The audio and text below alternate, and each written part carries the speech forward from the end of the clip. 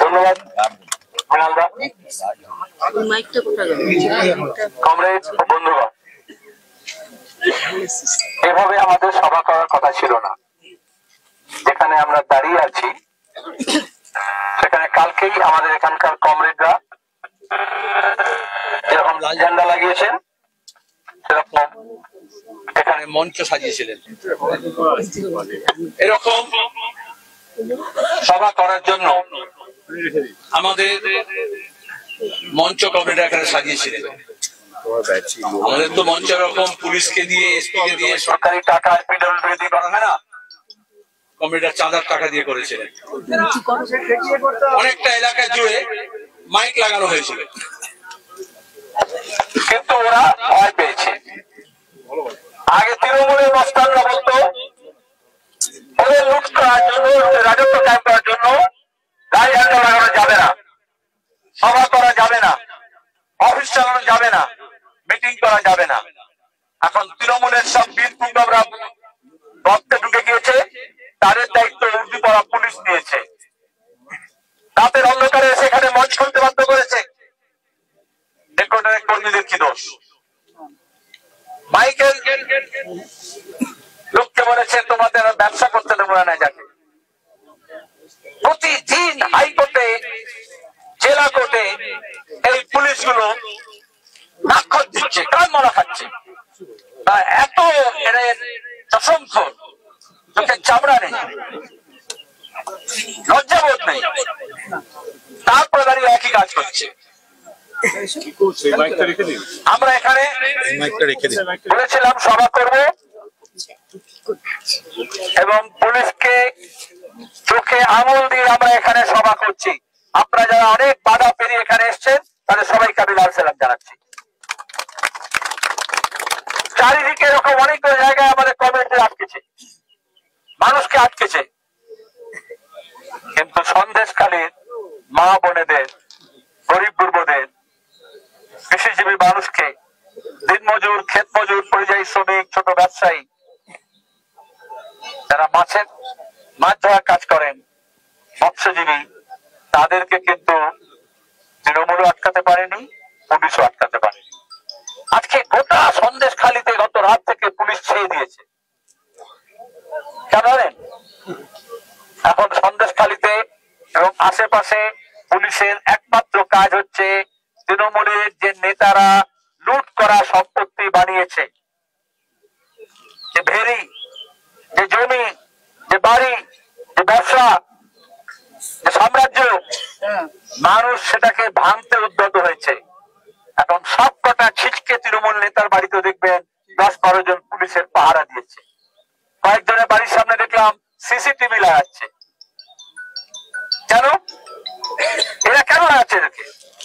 আসলে এই রকম ছিচকে চোরেদের কাছ থেকেই ওদেরকে বলেছে 25 টাকা রাখো আর 75 টাকা কালীঘাটে জমা দাও পিসি ভাইপোর কাছে।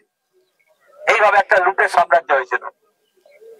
এখানকার থানা আইসি, বিডিও যারা পঞ্চায়েতের সময় তৃণমূলের মস্তানকে দিয়ে নিজেরাও নমিনেশন জমাতে দেয়নি, আর কোন কোন কাগজ তার মধ্যে লিখেছিল তৃণমূলের জয় জয়কার, প্রার্থীতে দেয়নি। পাশে জানেন আপনারা, এই যে সোমা আছে, মার খেয়েছিল, মাথা হয়েছিল, কারণ ভোট করতে যায়নি। তারপরে পঞ্চায়েতের আমরা তখনও বলেছিলাম যেখানে গণনা লুট করেছে, যে ওই এসপি, ডিএম, ওই বিডিও, আইসি কে দিয়ে পঞ্চায়েতের গণনা লুট করতে পারে, কিন্তু মানুষকে লুট করতে পারবে না। কোথাও পাওয়া হয়নি পৃথিবীর ইতিহাসে এমন লুট করে ভোটে পঞ্চায়েত হয়েছে। আর এখন পঞ্চায়েত অফিসে যাওয়ার মুরুদ নেই, মানুষ খেপছে। আজকে শুধু সন্দেশখালী না, হাওড়ার 5 লাখ, বীরভূমে, ময়ূরেশ্বরে, কোচবিহারে, বিভিন্ন জায়গায় মানুষ মাথা তুলে দাঁড়াচ্ছে। বাংলার মানুষকে শায়েস্তা করবে এত পুলিশ মমতা ব্যানার্জির কাছে নেই। এই জন্য ডিজি পুলিশ এসে এখন বললো যত সিভিক ভলেন্টিয়ার আছে তাদেরকে সবাইকে জুনিয়র কনস্টেবল করে দেবো। রাতারাতি পুলিশের সংখ্যা বাড়াতে হবে। আরে পুলিশের কাজ ছিল যাতে লুট বন্ধ হয়, ধর্ষণ বন্ধ হয়,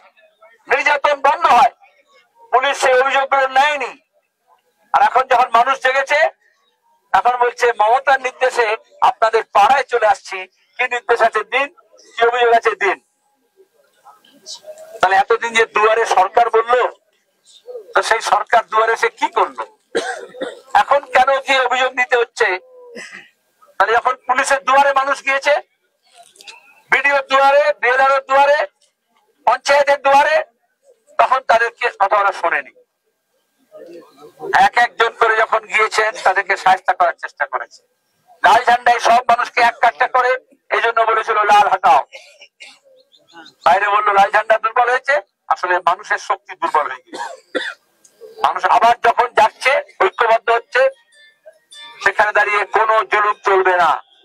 শিবু হাজরা হোক, উত্তম সর্দার হোক, শাহজাহান হোক, অভিষেক হোক, আর মমতাই হন, এরা সব একটা দুর্নীতি তন্ত্র বানিয়েছে, বিরাট যন্ত্র। এরা সব তার নাট বল্টু। তাহলে এই যে শাহজাহানকে ধরতে বাধ্য হয়েছে, মানে একটা নাট বল্টু ঢিলে হয়েছে, আর অনেক নাট বল্টু আছে। এই সব নাট বল্টু ঢিলে পড়লে মমতার সাম্রাজ্যের গতি দেখবে আস্তে পাস করে পড়ে যাবে। এটা আগে হতে পারত, কিন্তু আগে হলো না কেন? আপনারা জানেন, এই সন্দেশখালীতে 98 সালে কংগ্রেস ভেঙে যেদিন তৃণমূল তৈরি হলো, মমতা ব্যানার্জি বিজেপির কাছে গেলেন, বাজপেয়ীর কাছে গেলেন, আদবানির কাছে গেলেন। এখানে পঞ্চায়েত চালালো 98 থেকে বিজেপি আর তৃণমূল যৌথভাবে। যেমন 2000 থেকে 2005 বিজেপি আর তৃণমূল একসঙ্গে কলকাতা পুরসভা চালিয়েছিল। যেমন মমতা ব্যানার্জি কল্যাণে এই জেলাতে সর্বপ্রথম বিজেপি হাবড়ায় পেয়েছিল পুরসভা। মমতা ব্যানার্জি তখনও কংগ্রেস ভাঙেননি, ভেতর থেকে বিজেপিকে মদত দিয়েছিলেন, সব প্রার্থী তুলে নিয়েছিলেন। এই রাজ্য থেকে সবচেয়ে প্রথম বিজেপির এমপি হয়েছে কৃষ্ণনগরে আর দমদম থেকে। যখন মমতা ব্যানার্জির সঙ্গে তৃণমূলের সঙ্গে বিজেপি হাত মিলিয়েছে, দুজন কেন্দ্রীয় মন্ত্রী হয়েছিল। আর এখন মমতা ব্যানার্জি দুজন কেন্দ্রীয় মন্ত্রীকে সরাসরি তৃণমূলে নিয়ে এসে একজনকে রাজ্যের মন্ত্রী করেছেন, একজনকে রাজ্যে এমপি করেছেন আসানসোল থেকে। যখন ইমাম সাহেবের ছেলে খুন হলো রানীগঞ্জে, এই বাবুল সুপ্রিয়কে সবাই বললো দাঙ্গাবাজ, তৃণমূলে বললো, আর মমতা ব্যানার্জি বালিগঞ্জে নিয়ে এসে তাকে এখন মন্ত্রী করে দিলেন। তাহলে এই সন্দেশখালীতে কৃষক সভা, ক্ষেত মজুর, গরিব মানুষের অধিকার খণ্ডিত হতো না। 98-তে যে পঞ্চায়েত বিজেপি তৃণমূল মিলে চালিয়েছে, 5 বছরে 27 জন আমাদের কমরেডকে খুন করেছে বিজেপি আর তৃণমূল মিলে এই সন্দেশখালী মাটিতে। কোনো মিডিয়া রিপোর্ট করেনি। চিট ফান্ডের টাকায় আর এইসব সম্পাদক মালিকদের পুষে মমতা ব্যানার্জি বলেছিলেন কেউ কোনো কথা বলবে না। আমাদের বলেছিলেন মুখে লুকোপ্রাস লাগিয়ে রাখতে। এখন ভাগ্যের পরিহাস, সন্দেশখালীর মানুষ, রাজ্যের মানুষ মুখে লুকোপ্রাস লাগায়নি, মমতা ব্যানার্জি মুখে লুকোপ্রাস লাগিয়ে রেখেছেন, এখন আর কোনো কথা বলছেন না। কাল রাত থেকে, মাঝরাত থেকে, আজকে সকাল থেকে শুনলাম শাহজাহান গ্রেপ্তার হয়েছে। গ্রেপ্তার হয়েছে, আমরা গত কদিন ধরে বলছিলাম যে পুলিশের হেফাজতে, সরকারি ব্যবস্থাপনায় গেস্ট হাউসে আছে। নিরাপদকে ধরেছিল মিথ্যা অভিযোগে, শুনেছেন আপনারা ইতিমধ্যে হাইকোর্টে চড় খেয়েছে, তাই এদের শিক্ষা হয় না। আজকে দাঁড়িয়ে এসপি যা করলো, আবার আমরা হাইকোর্টে গেলে আবার চড় খাবে। কিন্তু আমরা লড়াইটা হাইকোর্টে নিয়ে যেতে চাইছি না, আমরা লড়াইটা মাঠে করতে চাইছি। এই জন্য আমরা সকালে এসে বললাম যেখানে আমরা মিটিং করবো বলেছিলাম সেখানেই করব। হয়তো 40টা মাইক লাগিয়ে আরো বেশি লোক নিয়ে করতাম, আমরা ছোট একটা মাইকে করছি, গলার উপর চাপ পড়ছে। কিন্তু এরাই বলেছিল পঞ্চায়েতে, পুরসভায়, বিধানসভায়, লোকসভায় বামপন্থী যাতে না থাকে। তাহলে চিট ফান্ডের কেলেঙ্কারির কথা যখন গৌরাঙ্গ চ্যাটার্জি বলেছেন, তার উপর হামলা হয়েছে, দেবরিনা হেমব্রমের উপর হামলা হয়েছে অ্যাসেম্বলিতে। নিরাপদ সরকার যখন মা বোনেদের নির্যাতনের কথা বলেছে সন্দেশখালীর, তখন দাঁড়িয়ে ওখানে আজকে যিনি বিজেপির নেত্রী সোনালী গুহ, মমতা ব্যানার্জির সঙ্গী ছিলেন, ডেপুটি স্পিকার, মাইক বন্ধ করে দিয়েছেন।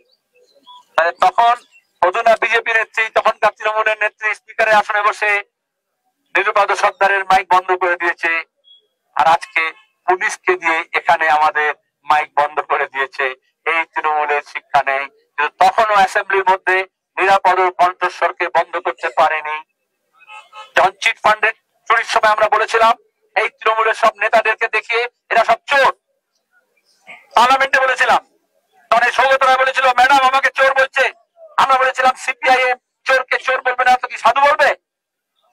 বিজেপি কোন কোন চোরকে ওয়াশিং মেশিনে ঢুকিয়ে সাধু বানিয়ে দিয়েছে, যেমন শুভেন্দুকে বানিয়ে দিয়েছে। এই 2018 পঞ্চায়েত নির্বাচনে সন্দেশখালীতে এই শাহজাহান আজকে জেলা পরিষদের নেতা হয়েছে। এখন কি বলেছিল? নবজোয়ারের নাম করে অভিষেক, এবারে পঞ্চায়েতে সব দুষ্ট লোককে তাড়িয়ে দেবো আর ভালো লোককে দিয়ে পঞ্চায়েত করবো। এটাই তো ভালো পঞ্চায়েত, ভালো জেলা পরিষদের নিদর্শন।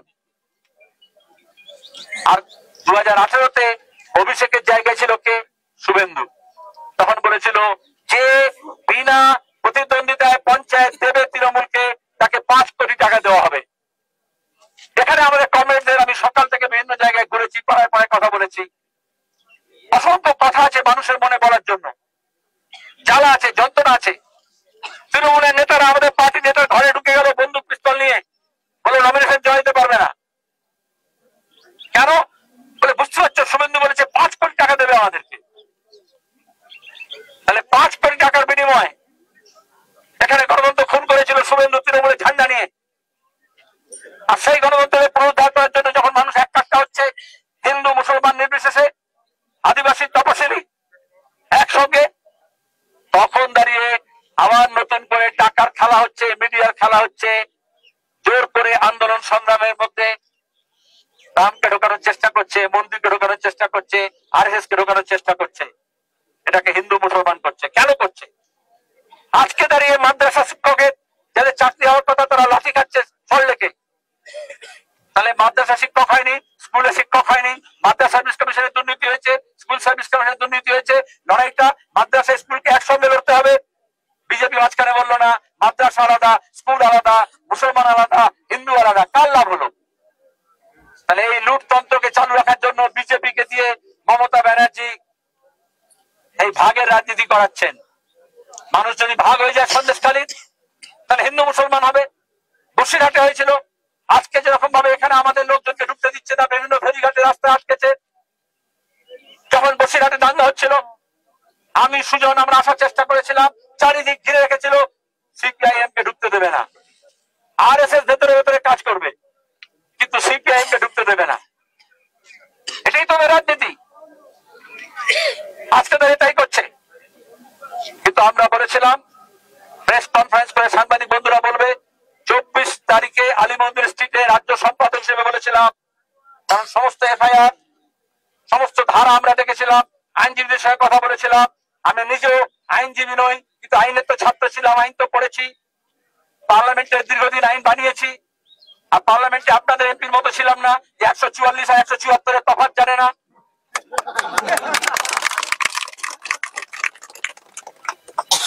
তাহলে সেখানে দেখা গেল ওটা টিকবে না।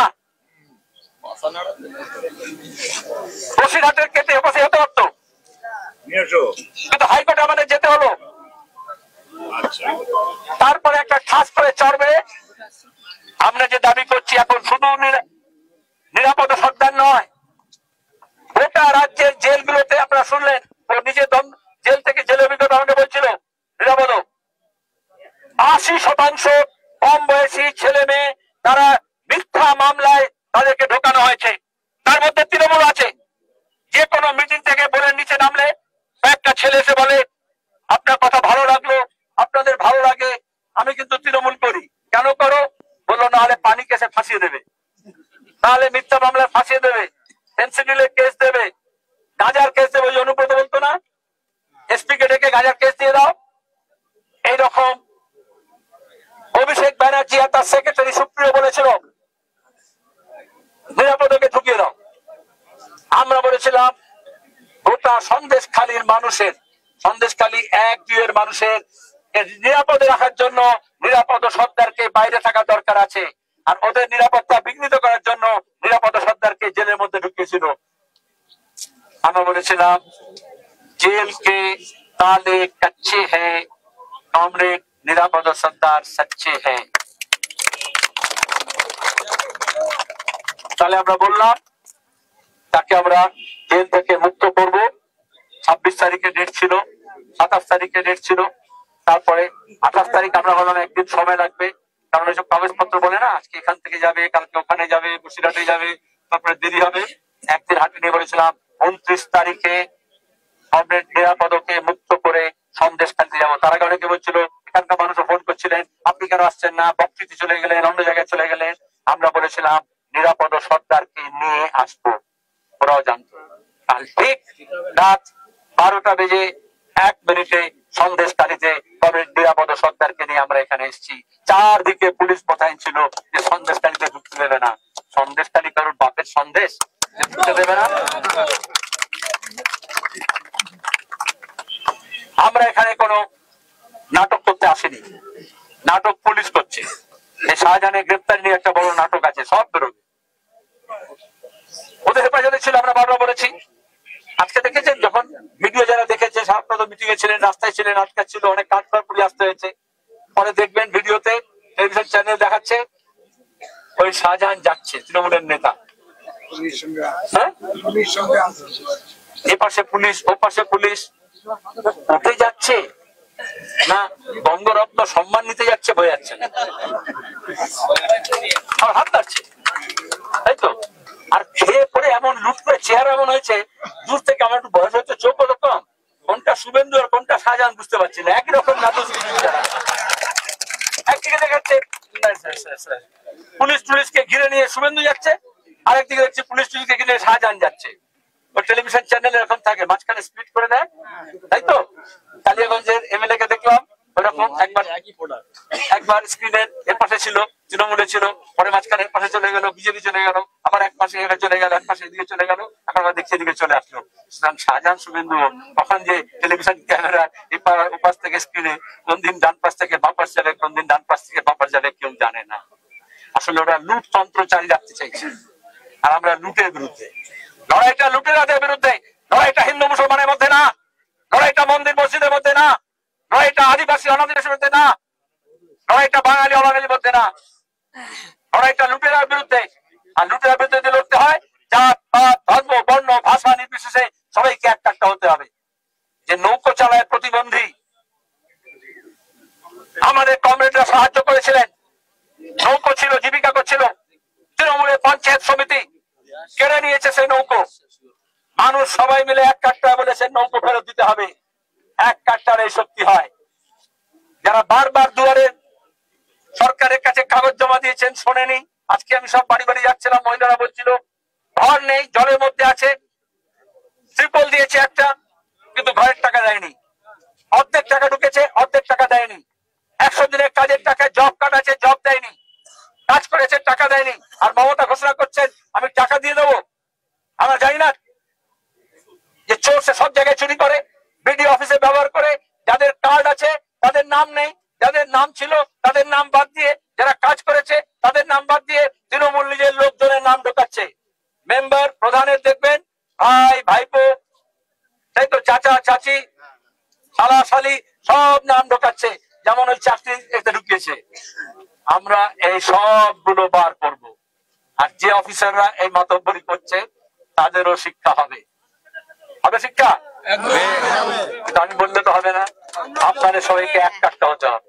আর এক কাঠটা হয়ে যদি লড়তে হয়, তাহলে এই যে লাল ঝান্ডা দেখছেন, এখানে যোদ্ধার জমিদারের বিরুদ্ধে আপনাদের পূর্বসূরীরা, বাপ ঠাকুরদা, নানা নানি, তারা যোদ্ধার জমিদারের বিরুদ্ধে লড়েছিল, রক্ত দিয়েছিল। কিন্তু লেটেলের বিরুদ্ধে, ব্রিটিশ পুলিশের বিরুদ্ধে, পরে স্বাধীন ভারতের পুলিশের বিরুদ্ধে লড়াই জোরদার হয়েছিল। আর তারপরে মায়ের বোনেদের লড়াইয়ের মধ্য দিয়ে, কৃষকের লড়াইয়ের মধ্য দিয়ে পায়ের তলায় মাটি পেয়েছিল। একবার মানুষ পায়ের তলায় মাটি পেলে মাথা তুলে উঠে দাঁড়াতে পারে, তবেই পঞ্চায়েতের ব্যবস্থা হয়েছিল, তবেই স্কুলের ব্যবস্থা, মাদ্রাসার ব্যবস্থা হয়েছিল, তবেই সাঁকো হয়েছিল, ব্রিজ হয়েছিল, রাস্তা হয়েছিল। আর এখন দাঁড়িয়ে তৃণমূল সেই পঞ্চায়েতটাকে দখল করে নিয়েছে। আজকে আমরা বলছি, যেমন এক নিরাপদ সর্দারকে মুক্তি দিয়েছে, তাতে হবে না। যত নিরাপরাধ অপরাধী আছে গোটা পশ্চিমবঙ্গে, জেল খালি করে তাদেরকে মুক্তি দিতে হবে। সেই লড়াই আমরা লাল ঝান্ডা লড়বো। দুই, শুধু কয়েকজন এখানে যারা নাটক দেখানোর মতো করছো, ভালো করেছো, কিছু লোকের জমি ফেরত দিয়েছো, ঘিরে দিয়েছে তার জলাশয়, সেখান থেকে